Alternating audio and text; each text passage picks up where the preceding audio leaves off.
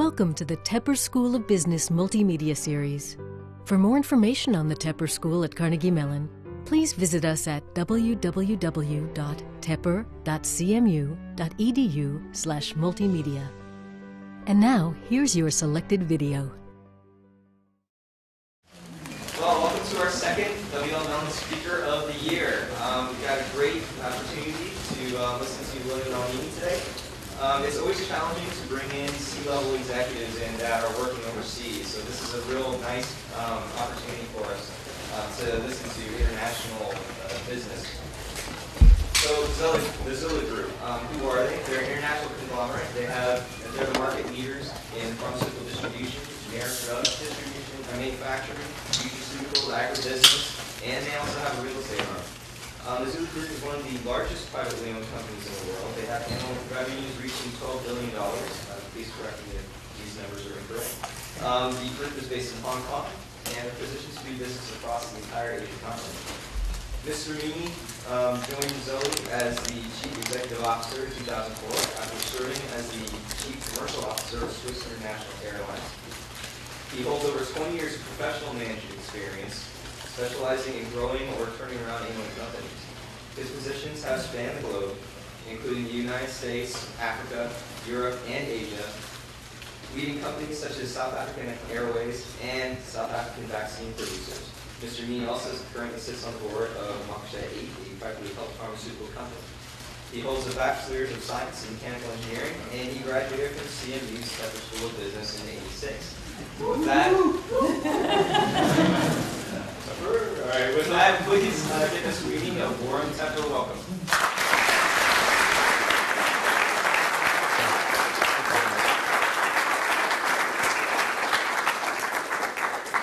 Thanks, Ben. So I think when I said 86, I know everyone was looking for the wheelchair, but anyway, let's do it. So one thing, just because I am an airline guy, are there any Germans in the audience? Oh, okay. Well, I guess I can. You're far enough back so I can insult a couple Germans. Is that the thing we used to like to joke about when you said I didn't hear enough clicks on their soda cans. As we used to say in Lufthansa, you get on, the flight attendants would look at you and say, "I want to hear exactly one click." The seatbelt. So first of all, thank you. Thank you very much for having me. I hope I get as much applause at the end as the beginning, which is always a bit interesting. But it's a real honor to really come back to Tepper or GSIA when I was here, and I haven't been back. I realized when I was preparing my remarks, as I was 24 years old when I came here, and I left here. I did graduate in time, so I left here when I was 26. So I was here for 2 years. And it's been 24 years since I've been back, so this is the first time I've been back in a long time. And I now realize why it's taken me 24 years to come back, when I realized you have to take 3 planes to get here. And that was from Chicago. No, I mean from Hong Kong. So it's not an easy place to get to these days. But no, I'm happy to be here. So thank you very much for having me. I'm going to try to keep my remarks brief. So I think they gave me 20, 25 minutes, so hopefully I'll even be less than that. But what I'd really like, my personal style is I much prefer interaction and Q&A. So think of some questions you want to ask me, and I'm happy to take the hardest questions you can throw at me. I just may not answer them. The one thing that I'd like to to start off with is, the world is definitely getting smaller, and I think that when I was trying to think, well, I'm coming here, what can I impart to you? Because I've had an international career. I mean, since I left Carnegie Mellon, I've worked abroad, so I've never worked in the United States. I mean, I've worked in the United States, but I've never been based in the United States. So I've been based either in Europe, Africa, or now the Far East.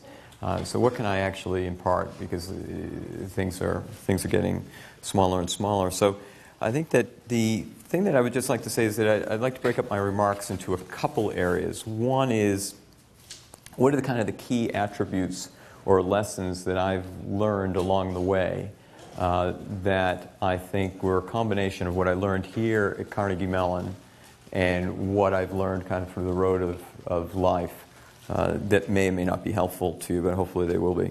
And then why have I pursued a career that is for sure the road less traveled, and I would say it's the more difficult road for people of my generation. I think and by that I mean kind of an international career. I think for your generation, I think it's almost going to become a prerequisite, because I think now companies, whether it's the largest U.S. corporations or corporations from wherever country you're in, the days that they could live off their domestic market are finished. Whereas when I graduated from Tepper, you could have easily gone through your whole corporate career, and probably even faster than I've been able to achieve, by staying in a U.S. company. Maybe you do a stint in London, but you come back to the head office or whatever.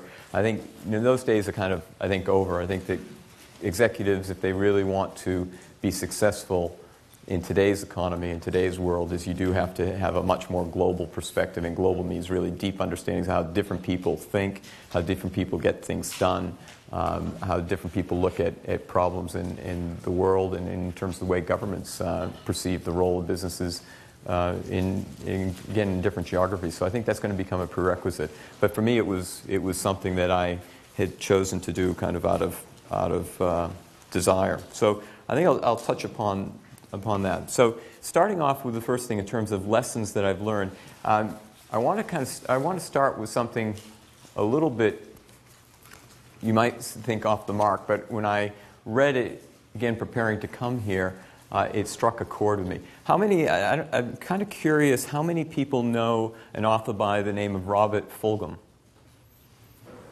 or a book that he wrote? All I really need to know, I learned in kindergarten. No one's ever? Okay, so how many have heard that? Okay, well, you're all smarter than I am. I didn't see it. You didn't? No? Oh, so faculty all failed. They're all my age, so that's why. So I guess we're all too old. I came across this a couple years ago. It was on my daughter's report card from kindergarten, and I thought it was pretty good. So for those of you that have seen it before, I'll bore you a little bit. But anyway, it goes like this. He said, all I really needed to know how to live and what to do and how to be, I learned in kindergarten. Wisdom was not at the top of the graduate school mountain, sadly, but they're in the sand pile at school. So these are the things that I learned and was supposed to learn. Share everything, play fair, don't hit people. That's always good to know, especially if they're bigger than you. Put things back where you found them. Clean up your own mess. Don't take things that aren't yours. Say you're sorry when you hurt somebody. Wash your hands before you eat. Flush. I noticed you've taken care of that now. You have automatic flushers here, so it's... warm cookies and milk are good for you. Live a balanced life. Learn some, think some, draw and paint, sing, dance, and play, and work every day some. Take a nap every day, which I think is sensible if you can do it. When you go out in the world, watch out for traffic, hold hands, and stick together. Be aware of wonder. Remember the little seed in styrofoam cup? The roots go down, the plant goes up, and nobody really knows how or why, but we all are like that.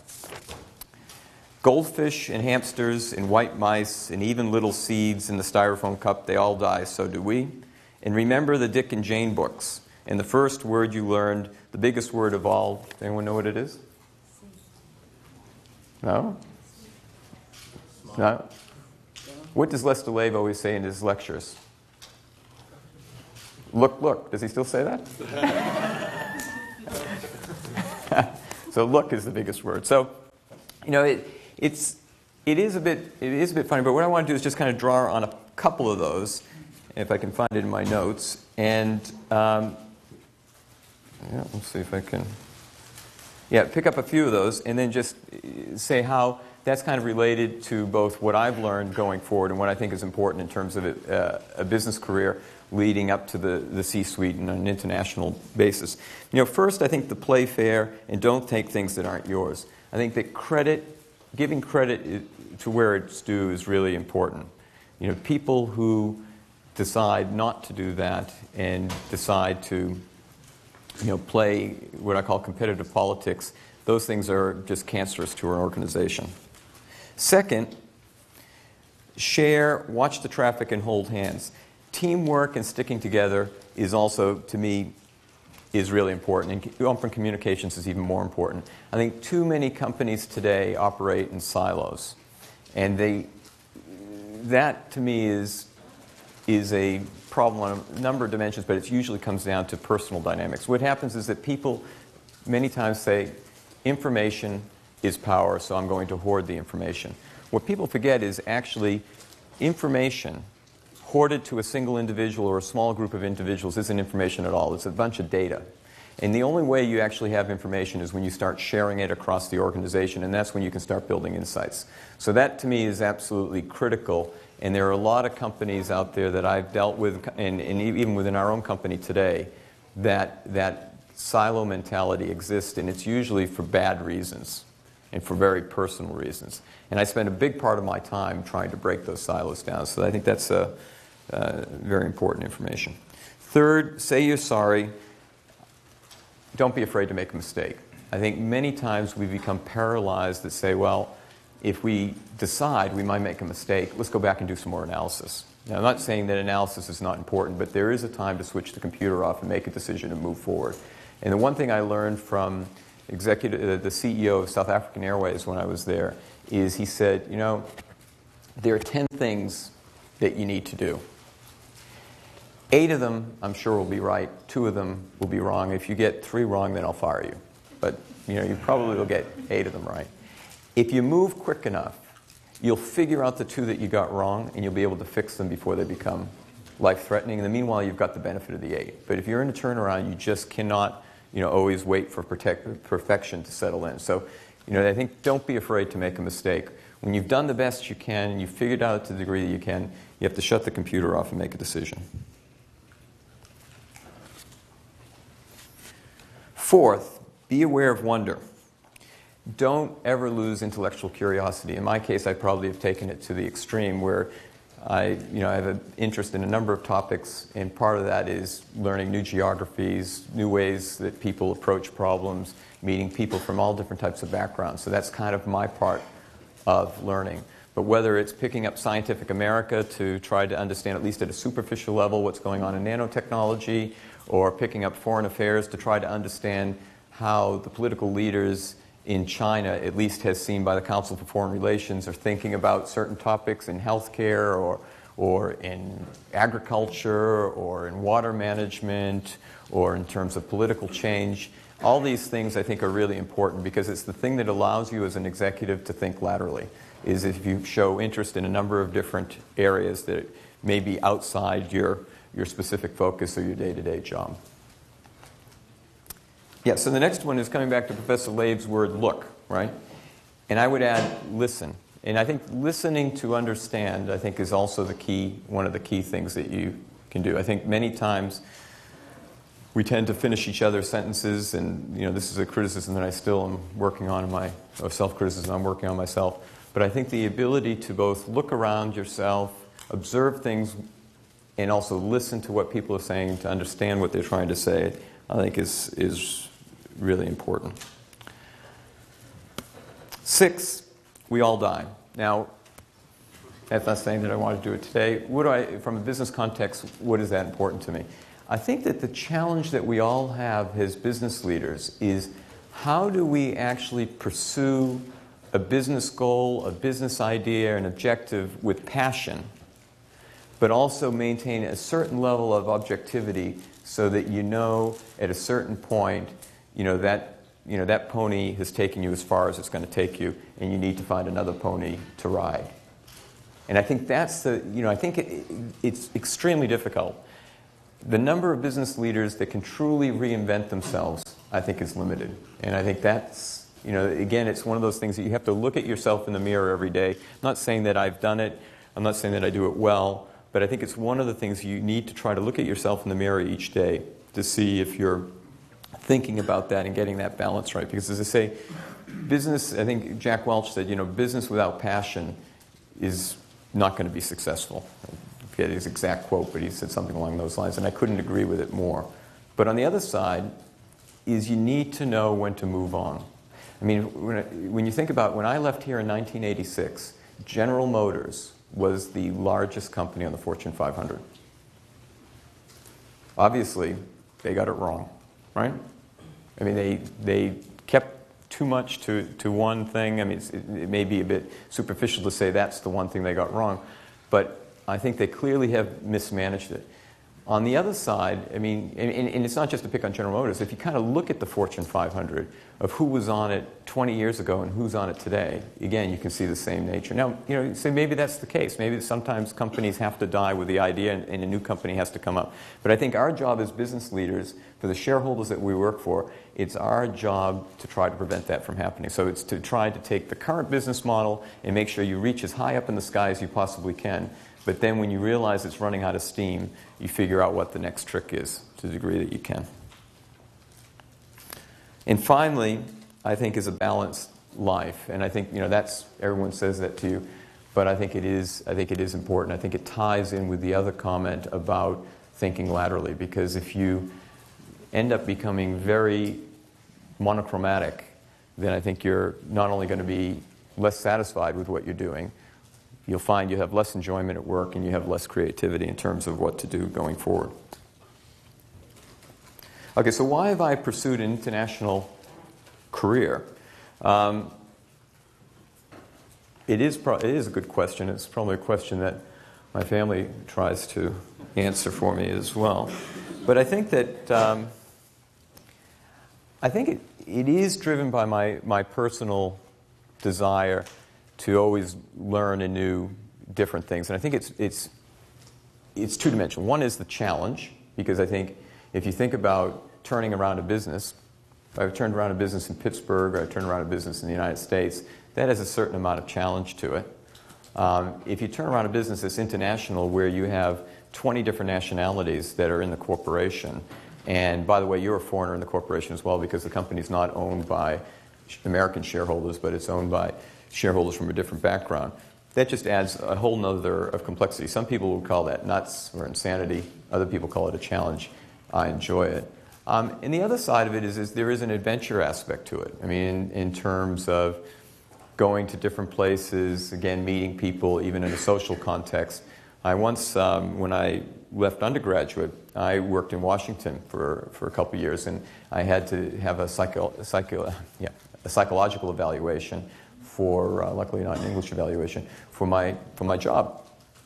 And the psychiatrist at the end said, well, you're adventuresome, but you'll outgrow that. So I'm trying to find her and say, when am I going to outgrow that? So I think those are two things. If in my case, I have a sense of adventure, and the other side is the challenge. So if you think about, let me talk about the sense of adventure first, and you can decide whether that strikes a chord for you.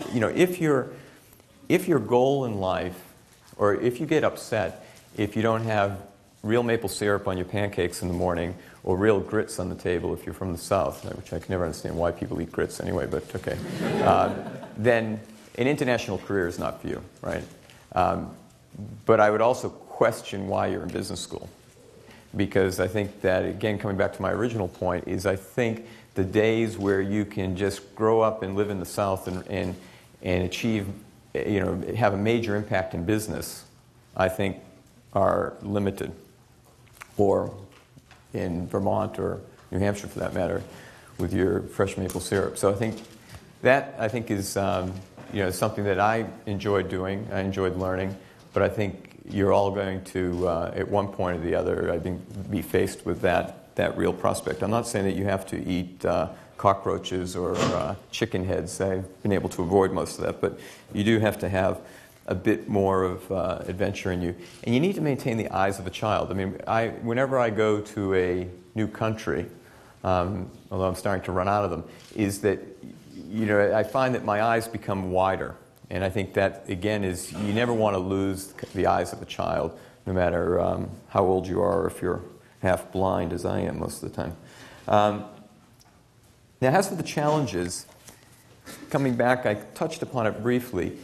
to me, if you're doing a turnaround, I mean a turnaround or managing a business that's at an inflection point, that's going through a major growth spurt, I don't need to tell you that has a number of challenges to it. Some similarities, some dissimilarities. If you're putting it in the international context with a group of people that all have different cultural backgrounds than you, not just at the kind of the lower levels, but even at the managerial, even at the board level, even at the shareholder level, it takes two-dimensional chess to three-dimensional chess. Again, if you're up for the challenge, it can slow you down, it can drop your IQ by 10 points, but the rewards are pretty good if you can pull it off. So I think that's kind of the other aspect that you need to think about.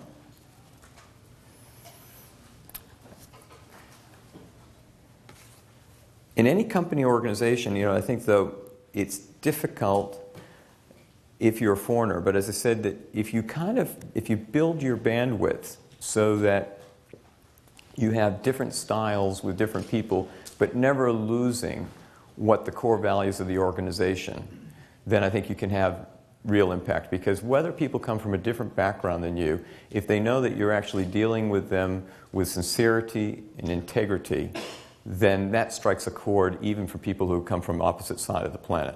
So I think that when you get that right and the chemistry works, then I think the results are real good.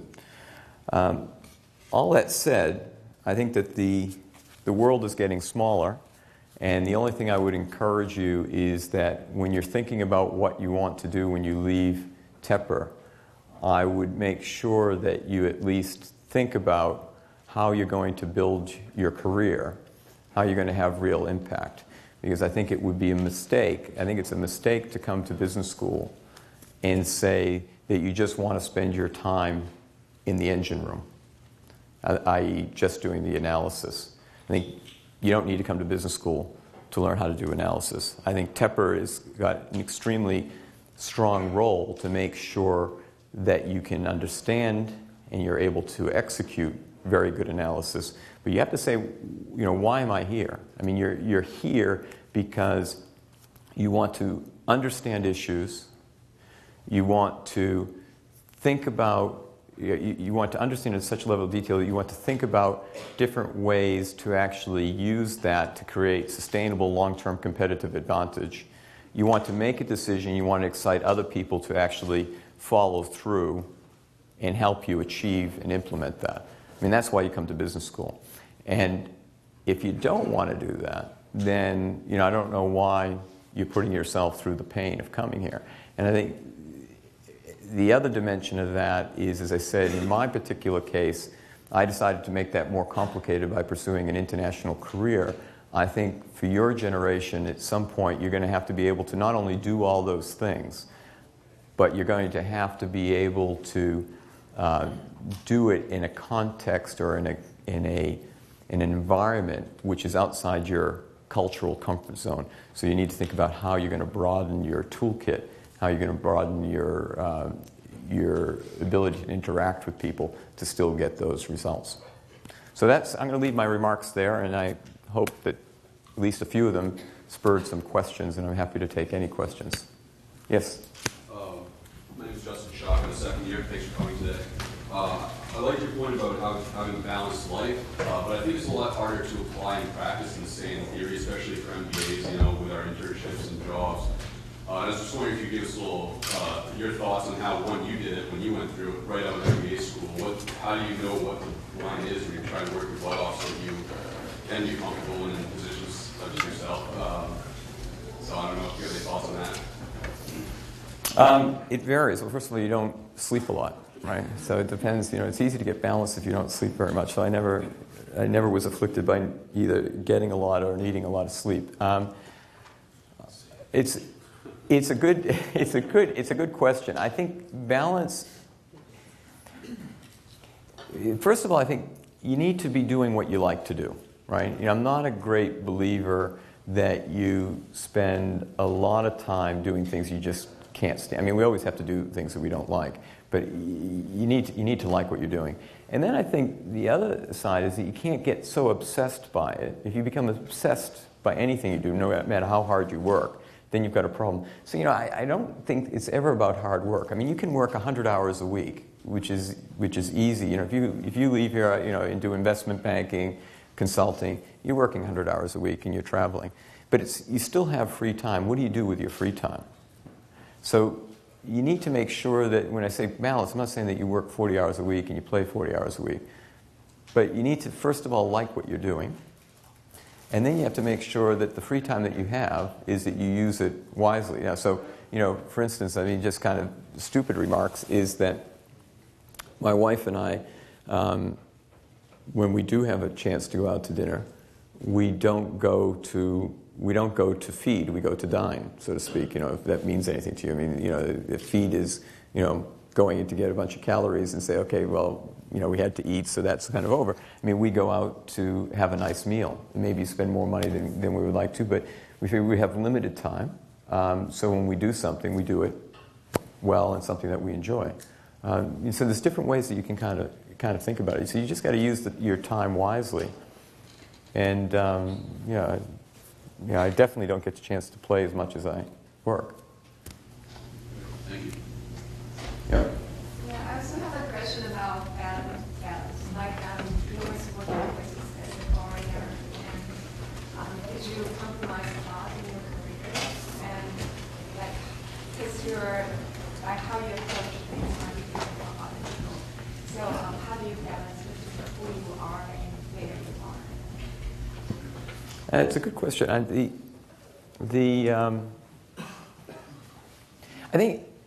at one level, I'm sure it's held me back in my career, right? Because it just takes, I'm not a linguist, so I'm miserable with languages. It takes me a long time to learn. It's just, and when you're speaking a foreign language, your IQ drops, and you're just not as articulate in it. So definitely, I think it probably has slowed me down a bit.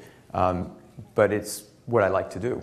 I've had more fun. So, so maybe I could have run the same size company or bigger company sooner or whatever. But it wouldn't have been as international. It wouldn't have the same set of challenges. I wouldn't have had the same relationships. So it is what it is. So I've kind of enjoyed it. But I think so I don't think it's, I wouldn't say that it's kind of held me back. And it's probably part of, coming to the balance question. It's the way I like to do business, right? So I think if I had done just kind of a more vanilla career or senior executive where when you get promoted to international, the first thing you have to do is go out and apply for a passport. If I had kind of, which sounds like a joke, but that was kind of pretty much the way it was when I graduated. A number of international executives got their first passport when they became the head of international. In U.S. Congress, even today, they say a number of the congressmen don't have a passport, right? So that was just, kind of what I grew up with. Yeah, I could have, but there wouldn't have been a balanced life for me because there would have been something that was missing in terms of my interest. So, so for me, that's how I define balance. Now, for some people, to answer your question, there are days where I said I would just like to go back and eat hamburgers, because you're sitting there and you have to figure out, first of all, listen to what people are telling you, figure out what the answer is. They tell you something different, so also in my role, it's more about asking questions than coming up with the answers because I'm further and further from the coalface. So then you say, well, with this, if I was in the United States, I could just ask the question directly. If I'm in Asia, I have to be careful the person doesn't lose face, right? So then you have to kind of sit there and say, okay, how do I do that? So there's always this kind of translation. It's just like when you're learning a foreign language, you're always kind of doing the translation in your head. And that gets tiring. So there are days where I feel like I just, want to come back and eat hamburgers and not have to worry about all these things. But usually when I wake up in the morning, I realize that it's fun eating sushi. So, so I'm still there. Yes? How do you effectively work with all these different cultures and various different situations? You're interacting with how many cultures on a daily basis? Well, the only thing, my wife who's Swiss would say I don't do it very well, but I think I don't know how many cultures. I should add it up somewhere. I don't really think about it that way. But let me put it this way: at our wedding, I think we had 23 or 24 nationalities. So it's a lot. For me, I guess it's because I'm interested about it, and I don't. I'm not being sarcastic. I don't think I do it well. I don't think I do it badly. I don't go through all the stop signs, so to speak. So I try to do it. I enjoy it. To me, it's like going back to school every day. You always want to try to learn something. So I always find it kind of interesting to see how different people approach it. So it's like breathing to me. I don't necessarily. It's probably more like sputtering. I'm not saying that I'm breathing it most efficiently, but it's just something that I like to do naturally. And and one of the things that's interesting if you think about languages. I think it was I was reading it on the Kindle, so I'm a little bit confused where I saw it this week and whether it was in the magazine section. I think it was in the magazine section of the New York Times. But this is something I've always said at home, and it was interesting. I now have seen an article, there's been some research on this, is that the structure of a language tells you quite a bit the way people think. Now, I'm a bad linguist, but I have muddled through 2 or 3 languages to a point where I can kind of read it and used to be able to speak it. And when you kind of think about that, and you see the way people construct their language, it does give you a cue in terms of how you have to, even in English, how you have to interact with them, or you have to enter into a conversation about a specific topic. So, there's certain cues that actually make it a bit easier. But you just need to spend time. Yeah. I have a question about networking across different cultures. How much of a challenge it is, and how do you deal with it? How do you build your network?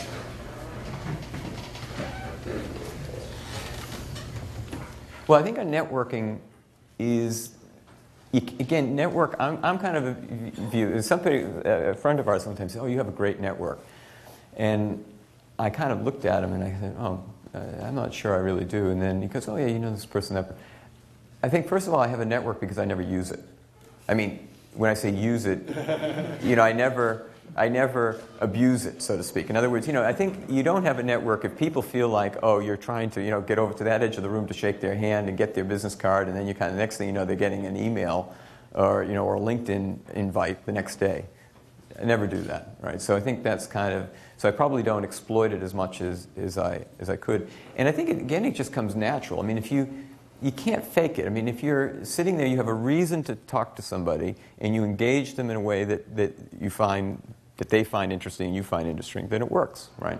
But if you do it any other way, then it doesn't work. So to me, these things just kind of have natural, they have natural ebbs and flows. But I don't sit there at maybe that's where I'm not very good. I mean, I know I'm a little bit out of date, but I don't sit there at my desk in the morning each day or once a week or once a month and say, who haven't I rung up this month, and I need to kind of reach out to them. This is terrible, California saying, I'm going to reach out, I'm going to this person, that person. I was like, what does that mean, reach out? I don't do that. So to me, it's just something that goes along with business. And if you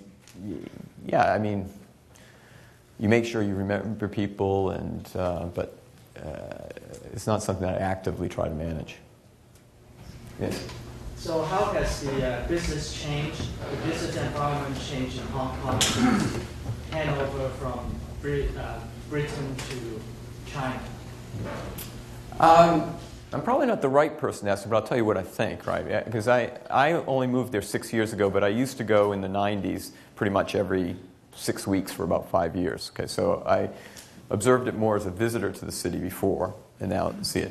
I think even long before, I think the handover was a figment in the British mentality. I think the place was handed over a long time before that, is my personal view, in the sense that the Hong Kong Chinese have been, Hong Kong is all about money, right? I don't mean that in a negative way. It's about commerce. It's probably the most free marketplace in the world, and people are very focused in terms of, is this good for business? So it's a very pro-business place. And the Chinese have been running the business, long before the handover. So, if the British thought they were running the place before the handover, I think I think that's a fallacy. So I haven't seen a big difference. I think that the Chinese are now more approaching Hong Kong. It's difficult because they have a very complicated system to manage, and the Chinese leadership is very pragmatic and I think very smart. But I mean, Hong Kong, I mean, other than you don't go to the Privy Council anymore for the final court of appeals. They have a final court of appeals in Hong Kong, but the legal system is still, pretty much a British legal system. They still have a number of British judges. So I think, I don't see a big difference. Yes. And with such an international career, I have three main questions about it. One is, because when you go to a new country, it's like a new challenge, so you open your mind to new things. How do you evaluate career advancement for you? Is it getting a higher position, or is it learning more about in the cultural level or any other dimension? When do you feel you have to reinvent yourself? When do you feel you have to change every 5 years in a different country?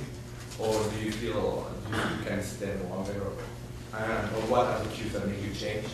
And what is home? Because home is something that kind of vaporizes around the world then.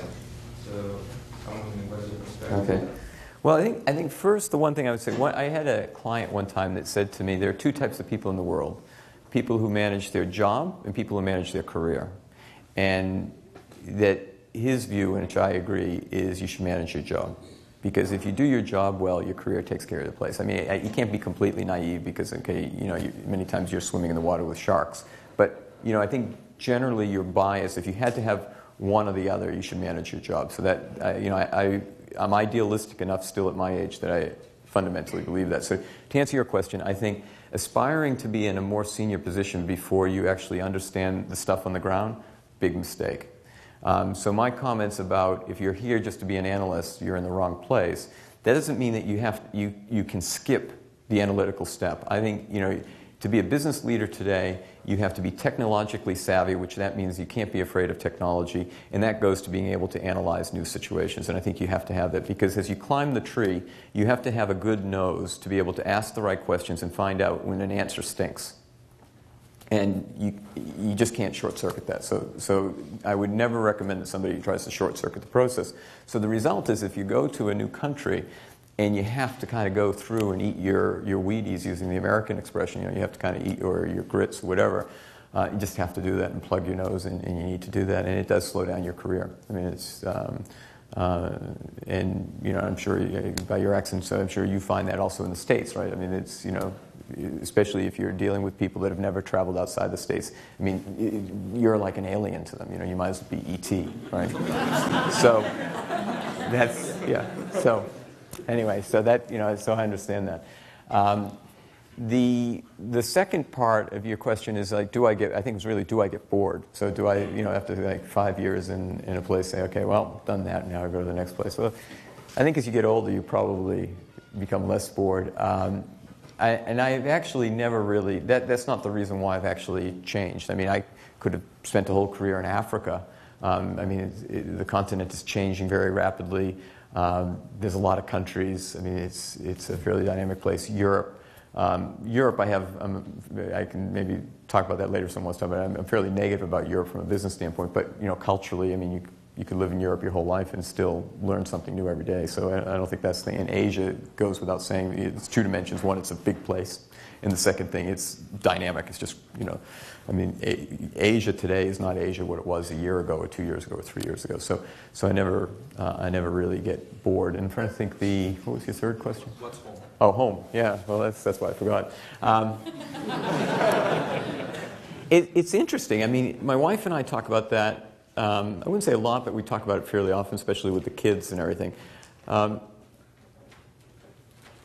It's difficult. I think that, home for me, well, first of all, home, if you say when I'm going home for me is where the kids and my wife are. So, Hong Kong is home. So if you say, where is the simplest place for me to live? Still, Boston is probably the simplest place. That it's just kind of, it has.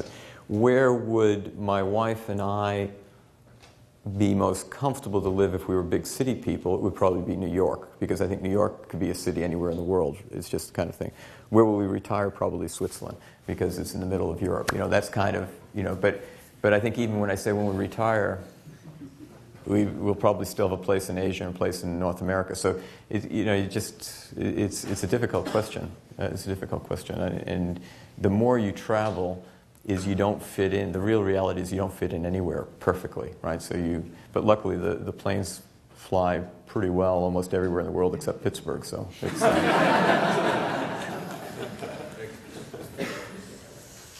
Yes. You mentioned earlier about when a company reaches a certain point, you got to realize that point may take you only so far. Do you believe that, or have you experienced a time in a business's life where you say this business is, for all intents and purposes, dead, that there's no more tricks to be had, and how would you go about addressing that with shareholders? Would you just go find a new job? It's a good question. I mean, and actually, you asked the question. I realized I didn't answer it yet. But how do you reinvent yourself, or when's enough? I don't know if I've got that right. I mean, there's a side of me. There's also someone that told me one time, there's no such thing as a bad business, just bad managers. Now, he said that to me, and not necessarily in an impersonal way, but there is a balance. I think many times as managers. Especially if you run a portfolio, of businesses like I do, it's very easy for me to just sit there and say, this business is getting too difficult, I'm just going to cut and run. And I think that's generally a mistake, because I think these trends are never short term. I mean, they're kind of long term. But I think what I try to do at least once a year, and usually it's in December board meeting, I try to step back and evaluate each business in terms of where its returns are, where I think the returns should be, and think about where this thing is going to end up in 5 years' time. And I'm not saying that I'm doing in-depth analysis on that. It's fairly superficial analysis, because these things are hard to predict. And just say, is this a business that we should still be in 5 years' time? And you start coming up with a plan, and then that leads to kind of a capital plan and an M&A strategy that says, okay, if we are going to move out of that business, or we're going to rejuvenate that business, because that business, in 5 years' time we shouldn't be in it, what does that have for implications? So it's never short. I think that the mistake I think many managers do is they do it short term to solve an operational problem, a specific operational problem in a specific business. And I always feel like making big decisions under that kind of pressure is usually always a mistake. So what I try to do is do it once a year and take much more of a 5-year perspective. I was wondering if you could speak about what type of people you speak to on a regular basis, like on a daily basis, or what kind of which companies or how many companies you're involved with running regularly on a daily basis. Well, we have 3 principal divisions, but we have a couple other smaller businesses. And generally, there's one division that I'm effectively stepped in as an interim, so I'm in much more contact with them than I normally would be, but I'm in contact with that business every day. And the other business leaders, depending on the business, I'm in contact with them at least once a week, sometimes more often. And then there are a couple businesses where I'm in contact with them, if everything's going okay, maybe every 2 or 3 weeks. So it really depends. I think the other thing what I try to do, which I haven't been as good as I would like to do, and it's again getting the balance right, because it is geographically dispersed, the company that I manage, is spending time with customers, with the manager, with customers. And a couple things. One is you learn a lot about the manager in those interactions, and then I learn a lot about the business. And I also learn a lot about the economy that we're operating in. So many times, for instance, we have a small business here in the States, which is not really worth me spending any time on, hardly at all. Not because it's an uninteresting business, but it's small. It's $40 million worth of sales. It was a business that was brought back into the group because it was going badly. The family was directly managing it themselves, and it came back into the group. And first it got my attention because it was losing money. So it can't move the needle for me on a positive side, but it can move the needle for me on a negative side, so it got my attention. But the other thing that's interesting is that business is located in the States, and regardless of what you read in the newspapers, Asia is not decoupled from the United States. So what I find is going through customer interviews is that, first of all, it shows the management team that even the smallest business gets some oxygen from me and I'm interested. So there's a PR exercise associated with it, if you will. But the other side is I learned something about how the U.S. economy is going, because I'm quite far from the U.S. economy. So when I deal with customers, I spend most of my time with the customers asking them what they think about this, that, or the other thing in terms of the economic policy in the U.S., where the U.S. economy is going. So I come back with a deeper, richer, broader understanding of what's going on in the U.S., at least from a business perspective, that I then can reflect in my thinking when I'm looking at a business in Asia. Just to be respectful of your time, I think we're running out of it pretty quickly, but guys, we have time for one more question, I think, if anyone has the last quick one. Yes? Yeah, this morning there was a story about Citigroup. Sorry? This morning there was a story about Citigroup tripling the size of their staff in China. When are we going to start hearing stories like that about Africa? And somebody who wants to pursue a career in Africa, how do they sequence into that? Well, it's a philosophical question. I mean, first of all, the Chinese are trying to do that, as you know, in Africa, but it's all about exploiting natural resources. I mean, I said exploiting, but okay, if I was in China, I wouldn't say exploiting, but I think it's about natural resources. I'm not, but now you're asking me a philosophical question. I think we're trying to make Africa like the rest of the world, and I'm not sure that Africans want to be like the rest of the world. You go through the poorest village in Africa, and I see many more smiles than when I walk through the richest street in Zurich called the Bahnhofstrasse, which is the Fifth Avenue of Zurich. So who's got it right? We're kind of sitting there saying we want to convert these people to, definition of happiness by materialism, wealth, whatever, right? So it's a philosophical question. I'm not saying I'm going to change. I'm not going to burn my suit and sell everything, and so I'm happy with my life. But I think that there's human tragedy in Africa. I agree with you. But I think you have to be kind of careful. I'm not sure that they've got their model as wrong as you think they have. So that would be the question, because you can't convert people if they don't want to be converted. And by the way, I'm not sure they're wrong. So, the sun shines every day in Africa. I love it. I think it's a fantastic place. But I've never approached Africa as a place where I had to go and fly around and give people free subscriptions to Forbes magazine. Thanks. I think we're out of time, but from all of us at Tepper, we just wanted to say thank you very much for coming out here and sharing your perspectives and experiences with us. We really appreciate it. We hope to see you back at Tepper in the future and more often as well. Okay, So please join me again.